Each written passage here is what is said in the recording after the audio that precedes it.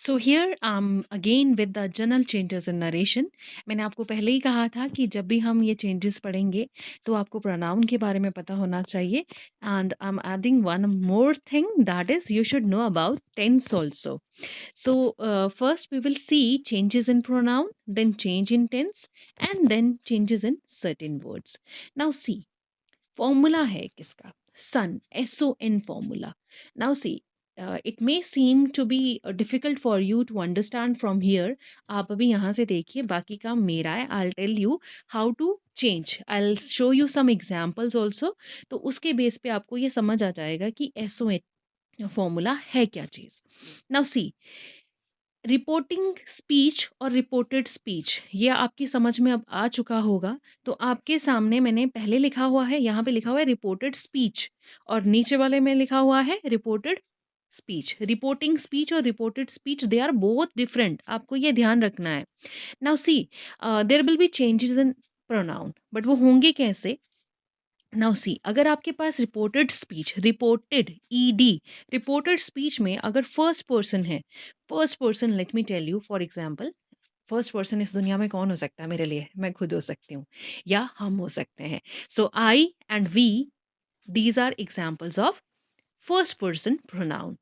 और इसमें अस भी आ जाता है, ठीक है? जो भी मुझसे जुड़ा हुआ है, माई भी हो सकता है, और हमसे जुड़ा हुआ, मैं, हम, ये सब फर्स्ट पर्सन प्रोनाउन में आते हैं. सेकंड पर्सन कौन हो सकता है?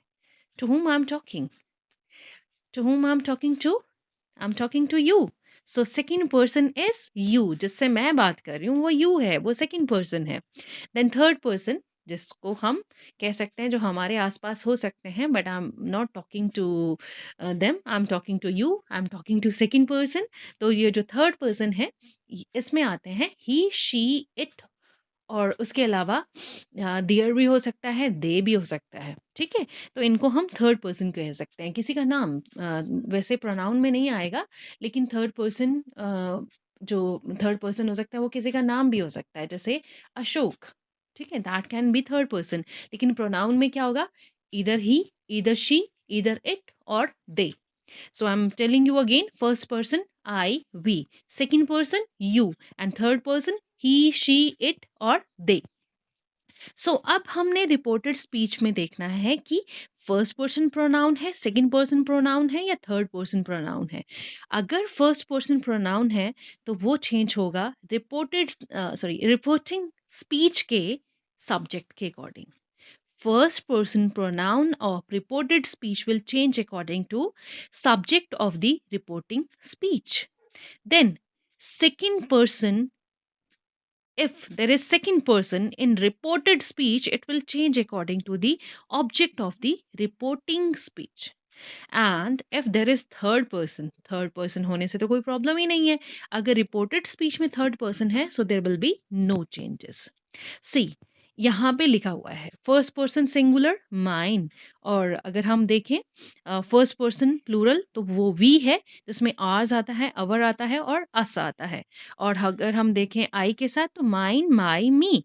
Second person you, yours, your, you. Then third person, ये इस सारे केसेस में है possessive case, pronoun, possessive case, adjective and objective case में कैसे इनको यूज़ किया जाता है.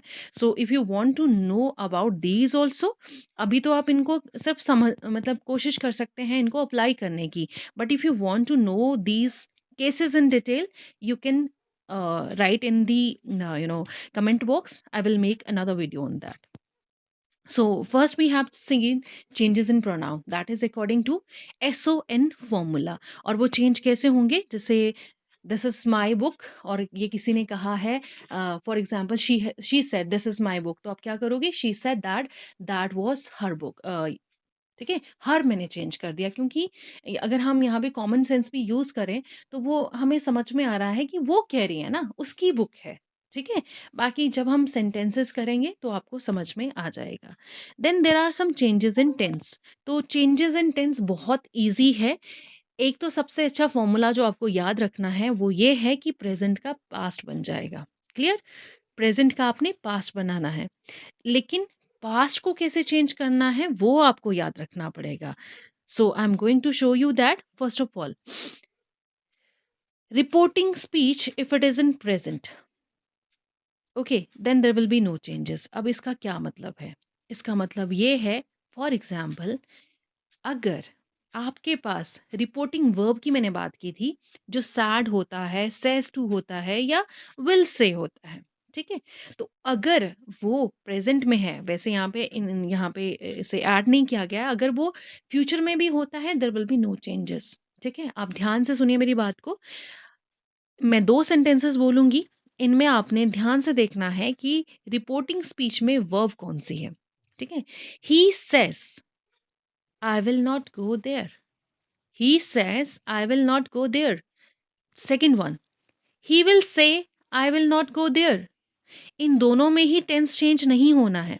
जैसे मैं कहती हूँ he said I will not go there, now it will change। आपने ये समझना है, ये जो said है, will say है और says हैं, ये तीनों ही गार्ड्स हैं। ठीक है, ये तीनों ही गार्ड्स हैं जो आपको परमिट करते हैं चेंजेस करने के लिए या ना चेंजेस करने के लिए। तो इनमें से दो गार्ड्स बहुत ज़्यादा एडमेंट हैं, वो चेंजेस नहीं करने देंगे आपको। They are very stubborn, they are will say and says, और से भी हो सकता है वो। ठीक है, मतलब अगर प्रेजेंट में है, सेज और से है या विल से है, ये आपको टेंस चेंज करने नहीं देते हैं। किसका? रिपोर्टेड स्पीच का ये टेंस आपको चेंज नहीं करने देते हैं। लेकिन सैड ये बहुत लीनियंट है, ये कहता है कोई बात नहीं, आप टेंस चेंज कर सकते हैं।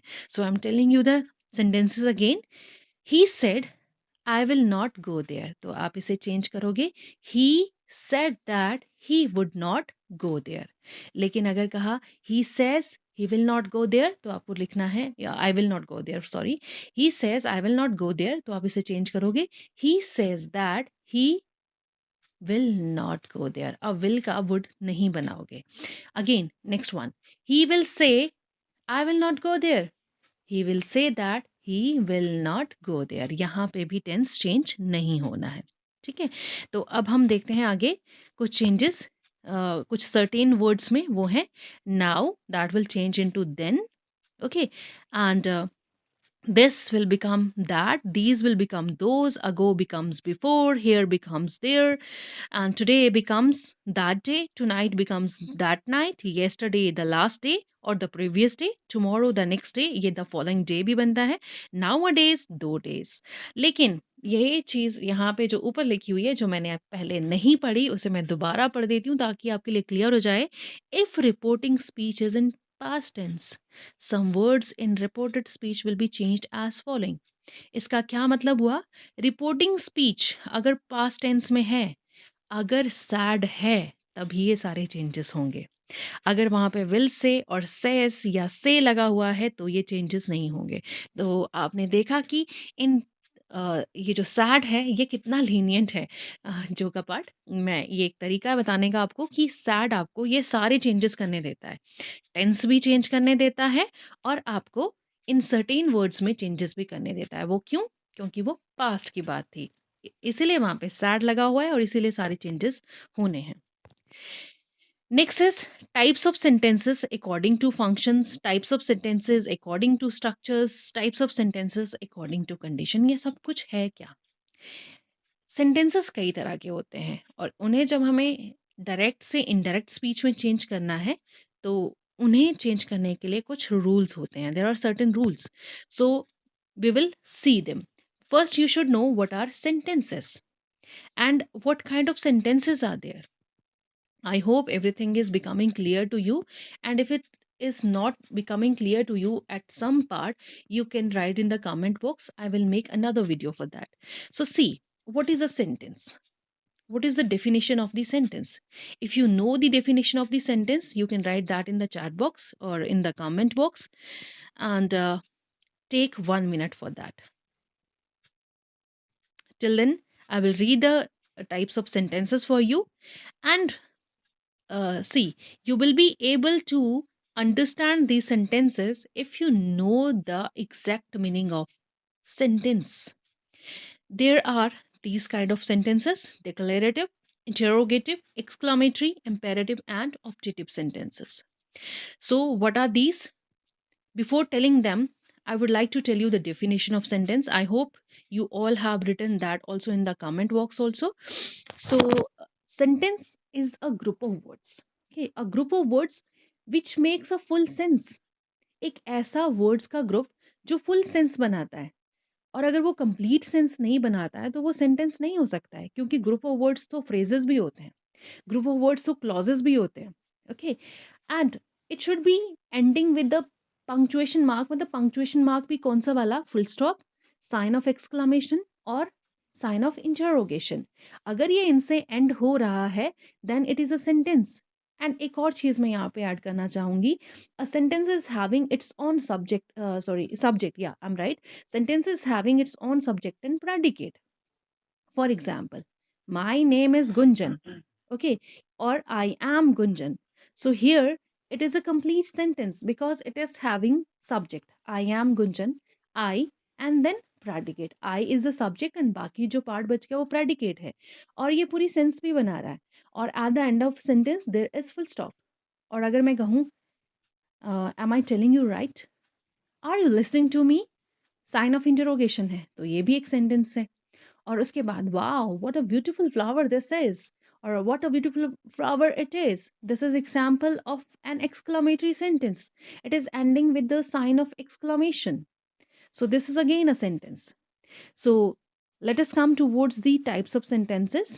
First is declarative, simply I'm doing this, I'm not doing this. Then interrogative, am I doing this? प्रश्न पूछता है ये, क्या मैं ये काम कर रही हूँ? Am I listening to you? Are you listening to me? Then exclamatory, hooray, we have won the game. Then imperative, ये हमें जो पहले मैं एक्सक्लामेटरी बता देती हूँ. Exclamatory shows the sudden feeling of sorrow, joy, or wonder, and it ends with a sign of exclamation.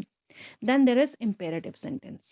Imperative में या तो आप रिक्वेस्ट करते हो, या ऑर्डर करते हो, या फिर एडवाइस देते हो किसी को. For example, respect your parents, go there, please give me a water of please give me a glass of water. So these are the examples of imperative sentences. Then there come the optative sentences. These include the wishes and praise. For example, may you live long. इनके and में भी sign of exclamation है, may God bless you. सो ये different kinds of sentences हैं, और अब हम इन्हें चेंज करना सीखेंगे. आई होप यहाँ तक आपको समझ में आ गया है. अब मैं वीडियो को यहीं एंड करूँगी and I will see you in the next video. Till then, bye.